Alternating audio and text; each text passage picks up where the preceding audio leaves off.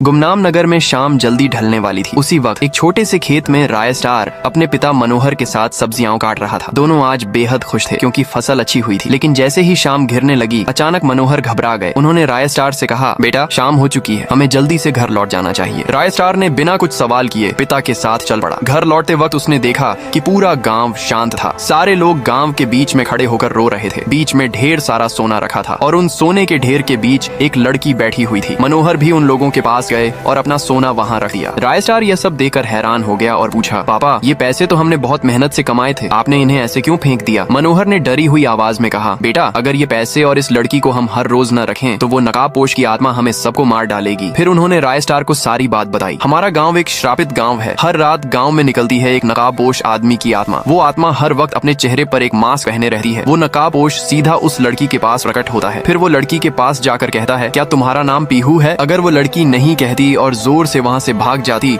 तो वो नकाबपोश गांव के घरों में घुस कर लोगों को मौत के घाट उतार देता है। राय स्टार यह सब सुनकर बहुत डर गया और अपने घर में जाकर छिप गया। रात में राय स्टार सोच रहा था, आखिर ये नकाबपोश कौन है? धीरे धीरे वक्त बदला और राय स्टार बड़ा हो गया, लेकिन गाँव का हाल अभी भी पहले जैसा था। हर रात उस नकाबपोश का गाँव में निकलना और हर सुबह गाँव में लाशें मिलना, इस सब से गाँव के लोग परेशान हो चुके थे। ये देख राय स्टार ने कहा, अब मुझे ही कुछ करना पड़ेगा। फिर उस रात जब सारे गाँव वाले अपने अपने घरों में छिपकर बैठे हुए थे, राय स्टार एक घर की छत पर बैठकर पूरे गांव पर नजर रख रहा था। तभी एक लाल रोशनी के साथ वो नकाबपोश आदमी वहां प्रकट हुआ। आते ही उसने गांव में तबाही मचा दी। पहले गांव के सारे लोगों को मारा और फिर उनकी लाशों के ऊपर खड़ा होकर जोर जोर से हंसने लगा। ये सब देख राय स्टार आग बबूला हो गया और भागते हुए नकाबपोश के सामने जाकर खड़ा हो गया। राय स्टार ने कहा, साले जोकर, क्यों परेशान कर रहा है मेरे गाँव वालों को? और ये पीहू तेरी बीवी का नाम है क्या? नकाबपोश ने कहा, हाँ पीहू मेरी बीवी का नाम है। फिर उसने अपनी कहानी सुनाई। बहुत सालों पहले की बात है। मैं इसी गाँव के कोने में अपनी बीवी पीहू के साथ रहता था। हम दोनों गरीब थे मगर खुश थे। मैंने जितना बन सका उसके लिए किया, लेकिन पीहू को ये सब कम लगता था। उसे बड़े बड़े घर और महंगी गाड़ियां पसंद थी। हमारे गांव में एक अमीर सेठ था, उसके पास वो हर चीज थी जो पीहू को पसंद थी। कई बार तो मैंने उसे पीहू से बात करते हुए भी देखा था, लेकिन मैंने ज्यादा ध्यान नहीं दिया। और एक दिन वही हुआ जिसका डर था। एक दिन जब मैं अमीर सेठ के घर के पास गुजर रहा था, तभी मैंने देखा पीहू की गाड़ी उसके घर के बाहर खड़ी थी। मैं चुपके से अंदर चला गया। फिर जो मैंने देखा उससे मेरा दिल टूट गया। पीहू बिस्तर पर किसी और मर्द के साथ थी। जैसे ही उसने मुझे देखा वो मुझसे माफी मांगने लगी, लेकिन मैंने कहा, अब तो मैं सीधा पुलिस के पास जा रहा हूँ। फिर मैं वहाँ से चला गया। उस वक्त उन दोनों ने मुझे मिलकर मार डाला। उस दिन से मैं 100 सालों से उस पीहू को ढूंढ रहा हूँ और आज मुझे उसका बेटा मिल ही गया। राय स्टार ने पूछा, कौन है वो? नकाबपोश ने कहा, वो और कोई नहीं, तुम हो राय स्टार। राय स्टार की आंखें